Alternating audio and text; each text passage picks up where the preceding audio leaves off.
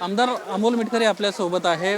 पुरोगामी संघटनांसोबत तुम्ही काम केलंय। काल ज्या पद्धतीने प्रवीण गायकवाडांवर हल्ला झाला, या हल्ल्याबद्दल काय आपली भूमिका?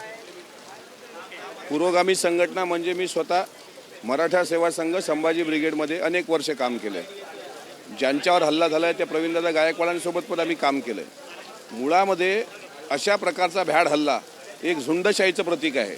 तुम्हाला विचाराची लढाई विचारानं करता येत नसेल तर मग गुद्द्याची लढाई गुद्द्यानं करत असाल तर अगोदर तसं सांगायला पाहिजे। अशा प्रकारे कोणीतरी येतो, त्याचं रेकॉर्ड क्रिमिनल आहे, तो गुंड पार्श्वभूमीचा आहे, तो काटे नावाचा जो कोणी कार्यकर्ता आहे, तो कोण्या पक्षाचा हे नंतर सिद्ध झालं आहे। पण अशा प्रकारच्या भ्याड हल्ल्याचा आम्ही निषेध व्यक्त करतो। सभागृहामध्ये जी आयुधं असतील ते वापरून त्याच्यावर कडक कारवाई, कारण त्याचा इरादा जो होता, तुम्ही एकंदरीत जर तो व्हिडिओ पाहिला असेल तर त्या व्हिडिओमध्ये ते वंगणाचं तेल टाकणं, त्यांना गाडीतून ओढणं, त्यांचे कपडे फाडणं, म्हणजे फक्त गोळी मारणं किंवा तलवार चाकू मारणं एवढंच तेवढं काय बाकी ठेवलं होतं। अशा प्रकारे शिवशाहू फुले आंबेडकर चळवळ किंवा शिवशाहू फुले आंबेडकर विचार ज्या महाराष्ट्रात जिवंत आहे त्या महाराष्ट्रामध्ये अशा प्रकारचे भ्याड हल्ले हे निंदनीय आहेत। मला विश्वास आहे की सरकार कोणी आरोपीला पाठीशी घालणार नाही। तो कोण्या पक्षाचा कार्यकर्ता हे नंतर, पण त्यांनी जे दुष्कृत्य केलं आहे त्याचे परिणाम त्याला भोगावे लागतील। आणि अशा प्रकारे एखाद्या व्यक्तीचा तुम्ही विचार मारू शकत नाही। शेवटी माझा प्रश्न एक आहे की ह्या ज्या संघटना आता निघाल्यात, प्रशांत कोरटकरच्या वेळी यांची हिंमत का नाही झाली त्याच्या तोंडाला काळं फासायची? तो तर अपशब्द बोलला होता। इथं तुम्ही संभाजी ब्रिगेड हे नाव एकेरी आहे असं म्हणताय ना, बजरंग दल पण एकेरी नाव आहे।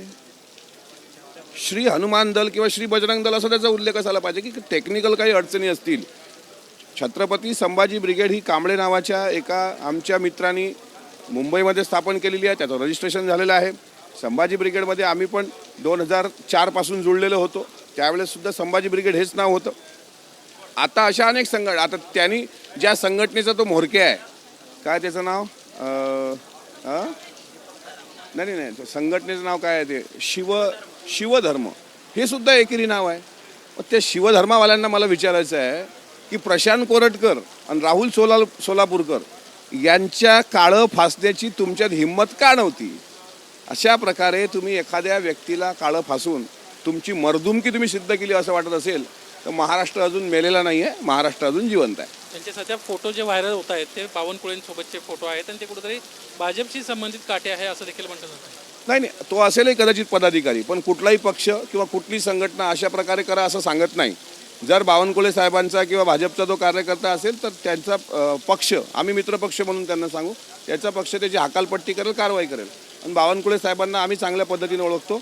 अशा प्रकारे दुष्कृत्य करणाऱ्या कुठल्याही व्यक्तीला ते पाठीशी घालणार नाहीत। प्रवीण गायकवाडांसोबत बोलणं झालं?